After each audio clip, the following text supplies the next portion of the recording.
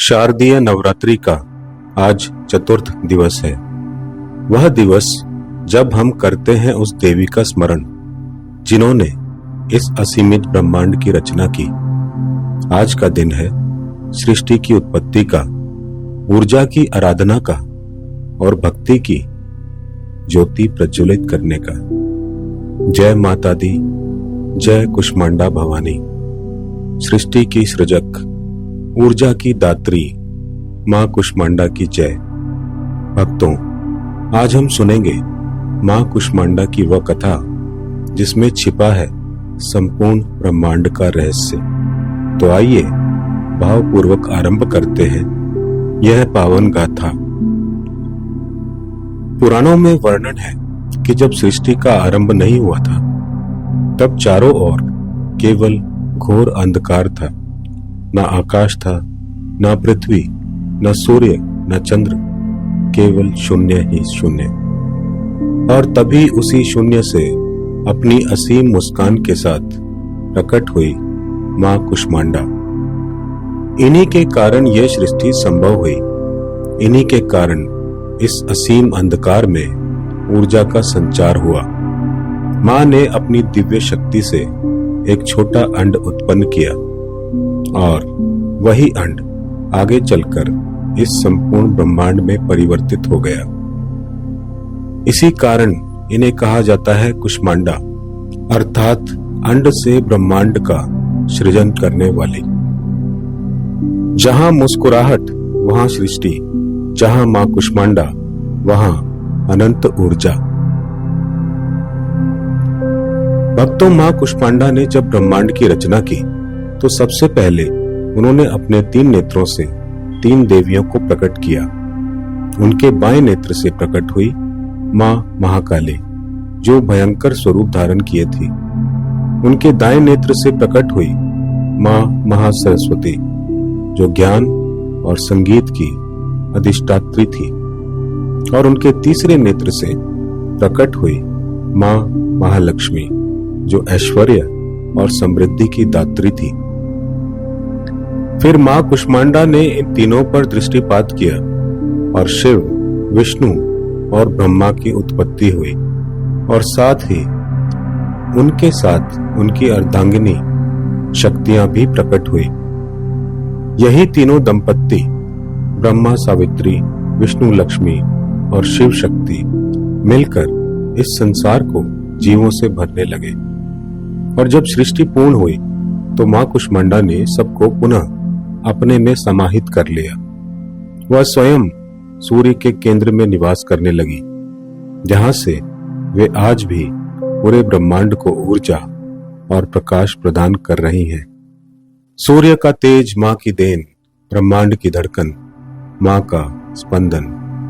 वंदे वांछित कामार्थे चंद्रार्थ कृत शेखराम, टूडा अष्टभुजा कुष्मांडा यशस्विनी। भक्तों, नवरात्रि के चौथे दिन मां कुष्मांडा की पूजा का विशेष महत्व है। सुबह ब्रह्म मुहूर्त में उठें, स्नान कर शुद्ध वस्त्र धारण करें, पूजा स्थल को गंगा जल से शुद्ध करें और मां का विग्रह स्थापित करें। मां को शुद्ध जल और पंचामृत से स्नान कराएं। फिर उन्हें धूप, दीप, गंध, अक्षत और लाल पुष्प अर्पित करें। विशेष रूप से मां को सफेद कुमड़ा यानी कद्दू अर्पित करने का विधान है। कहा जाता है कि इससे मां अति प्रसन्न होती हैं। उनके प्रिय भोग में दूध, फल, शहद और सूखे मेवे ये हैं। मां को लाल रंग विशेष प्रिय है, इसलिए उन्हें लाल वस्त्र, लाल चूड़ियां और श्रृंगार सामग्री अर्पित करनी चाहिए। इस दिन साधक का मन अनाहत चक्र में स्थित रहता है, इसलिए मां की उपासना करने से साधक को अलौकिक दिव्यता का अनुभव होता है। भक्तों, मां कुष्मांडा की कृपा से भक्त को आयु, यश, बल और आरोग्य प्राप्त होता है। उनकी भक्ति से समस्त रोग और शोक नष्ट हो जाते हैं। और सबसे बड़ी बात यह है कि मां कुष्मांडा बहुत अल्प सेवा और भक्ति से भी प्रसन्न हो जाती है।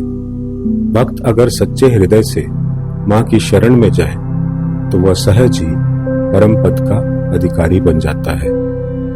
थोड़ा भज लो माँ को सच्चे मन से तो हर दुख दर्द मिट जाएगा क्षण भर में। क्या आप जानते हैं माँ कुष्मांडा का एक भव्य मंदिर उत्तर प्रदेश के कानपुर जिले के घाटमपुर में स्थित है।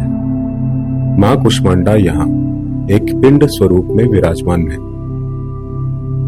आश्चर्य की बात यह है कि इस पिंड से निरंतर पानी रिसता रहता है।